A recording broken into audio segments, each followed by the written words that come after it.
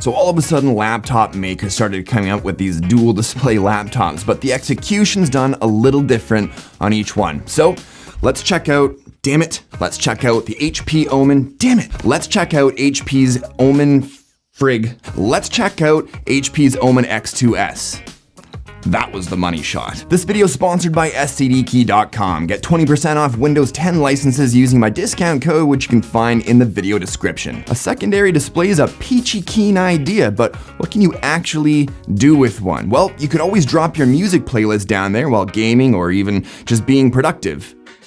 No one's being productive on a gaming laptop. Or maybe you could have a gaming tutorial playing, maybe Discord or Twitch chat while streaming. Stream sniping's always an option if you feel like being a dick, but there's also screen mirroring where you can click and drag a snippet of your in-game screen and have it magnified and displayed on the secondary. Unfortunately, it says right on the screen that it doesn't work with most FPS games, which is too bad because those are the only games I play. Now, I tried with a few different games and I did somehow manage to get it to work in Battlefield 5 for like a minute after a lot of dicking around.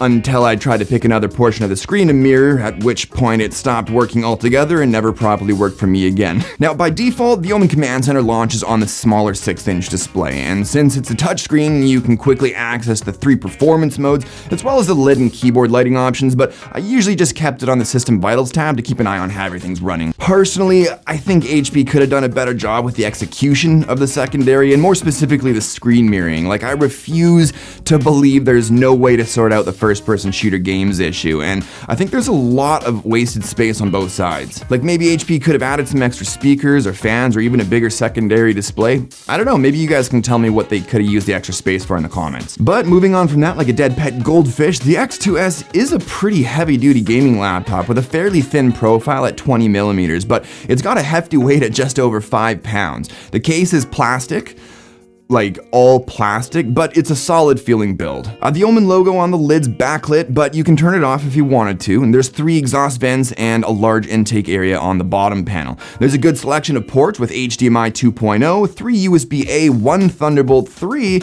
a network port, and audio combo jack. Now, the display on my review unit is a 1080p IPS panel at 144Hz with G-Sync, so that's pretty dope, but you can also get it in 240Hz or even a 4K panel, though I'm assuming at only 60 Hz. But yeah, mine's been a real nice display to game on with good color gamuts and nice deep blacks. Watching content's been great too when wearing headphones, cause unfortunately, though the audio's supposedly been tuned by Bang & Olufsen, they're only okay. Like not great, not good, just okay. I looked for some preloaded audio tuning software, but couldn't find anything. Either way, I've heard worse on laptops in the same class. The keyboard's been moved down, obviously, to accommodate the second display, and even though HP includes a wrist rest in the box, honestly, I haven't had any discomfort typing without it. I mean, ergonomically, it's basically like typing on a desktop keyboard. But yeah, it's decent. The keys have a 1.5mm travel distance, the font's ugly as sin, and the keys are individually RGB backlit.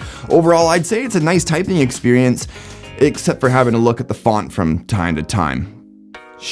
Now, the teeny tiny trackpad can be a bit of a pain in the ass sometimes, but I'm fairly certain HP knows most people are going to be using a dedicated mouse with this machine. Regardless, it's got an okay finger glide, it's using a Synaptics driver, and has dedicated left and right mouse buttons that have a good follow-through feel to them, so overall, no real issues to report. Now, since there's only 6 screws, you'd think it'd be pretty easy to get the bottom panel off. Nope.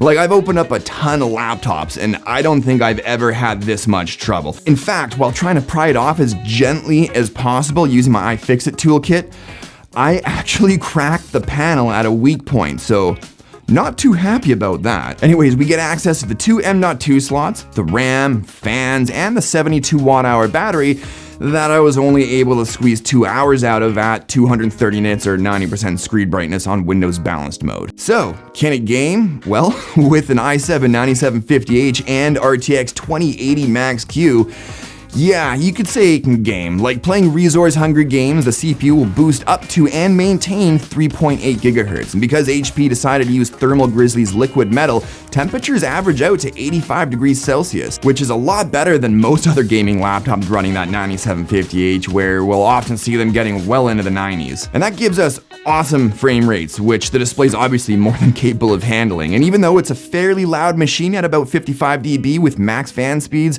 it's still not nearly as bad as some others I've reviewed that reach up into the 60s. Games and software licenses are expensive, but they don't have to be. STDkey.com is an online game key and software license shop that I've legit been using as my main go-to for at least the past couple years. I've used them to buy every single game I own, Windows 10 licenses for friends, and even my own personal gaming PC. So let's say you just built a new gaming rig, or maybe something a little more reasonable for dear old grandma. Just search for Windows 10, boom, Windows 10 OEM Global for under 13 bucks. Hit the buy now button and enter my promo code JB20 for an instant 20% discount. Click submit order and simply pick your payment method, Poison. Job done. Grandma's gonna be stoked. So stop spending more money than you have to and hit up the link in the description to get the goodies. STDkey.com. The S is for savings.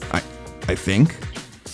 So yeah, it's a really nice gaming laptop in general. There's plenty of performance. It's got a nice primary display, and the secondary display is pretty neat.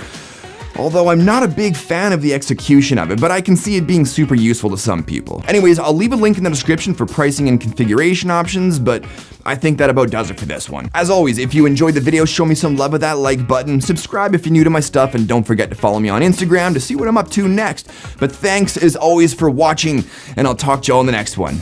Cheers.